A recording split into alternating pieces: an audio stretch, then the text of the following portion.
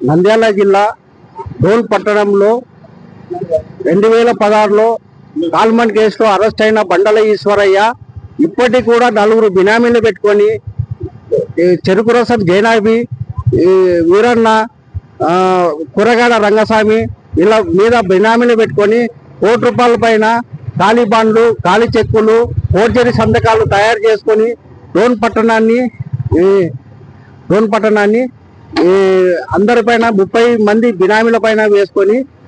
మోసం చేస్తున్న బండల ఈశ్వర పైన డిఎస్పీ సార్ గారికి 1 వారం కిందట మేము కంప్లైంట్ ఇచ్చినాము. డిఎస్పీ గారు దీన్ని స్పందించి బండల ఈశ్వరాన్ని పిలిపించి